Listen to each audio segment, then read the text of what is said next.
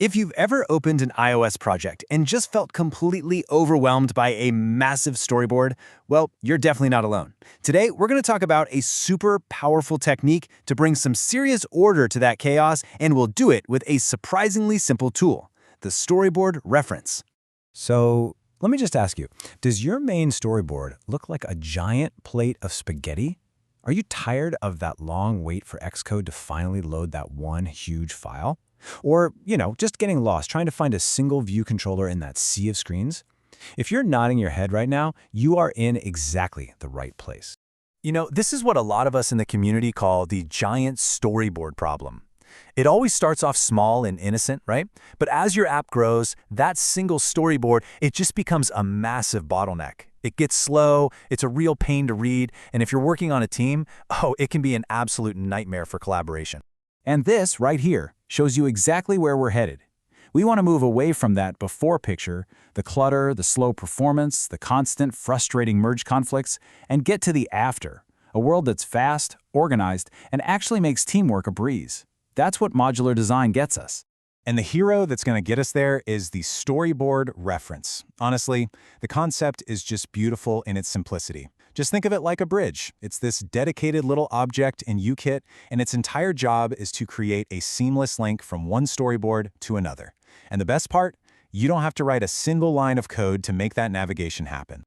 Okay, so how do we actually build this bridge? Well, it is way easier than you might think. Let's just walk through a really straightforward 3-step guide to get this up and running in your own project. All right, step 1. You just create a new separate storyboard for a specific feature, let's say a user profile screen. Step 2, you hop back over to your main storyboard and you literally just drag a storyboard reference object from the library onto your canvas. Then you just tell it which new storyboard to point to. And finally, step 3, you connect a segue from your button or whatever UI element directly to that reference. That's it, seriously. Okay, so theory is great, but let's make this really concrete.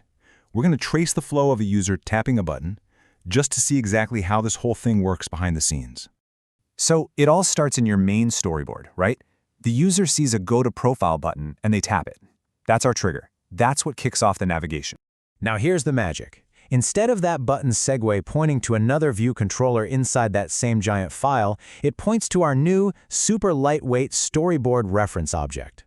This is the crucial handoff. And from there, the reference acts as our bridge. It automatically loads the profile.storyboard and presents its initial view controller.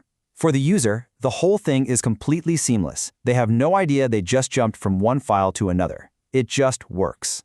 So we've seen how it works. Now let's get into why this is such a game changer. Because this tiny little change, it has massive benefits.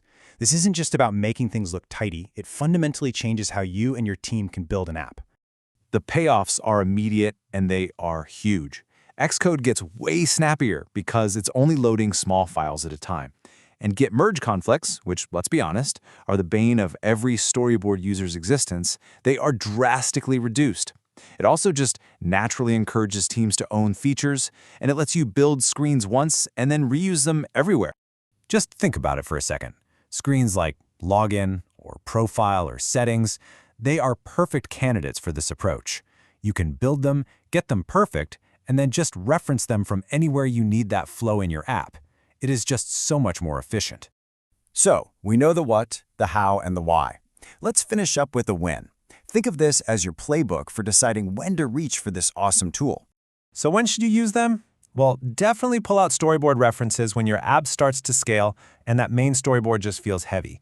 Use them when you are constantly fighting with your teammates to resolve merge conflicts, and for sure, use them when you want to build clean, modular, and reusable UI flows from the very beginning of a project. I think this quote just sums it up perfectly. Storyboard references aren't this extreme all-or-nothing solution. They're a really smart, strategic choice that gives you the best of both worlds. You get the visual power of storyboards, but with the clean architecture of a modular system. So as we wrap this up, I'll leave you with a question to chew on. When you look at your current project, or think about your next one, what's the first feature you're going to pull out into its own storyboard? How are you going to modularize your next app?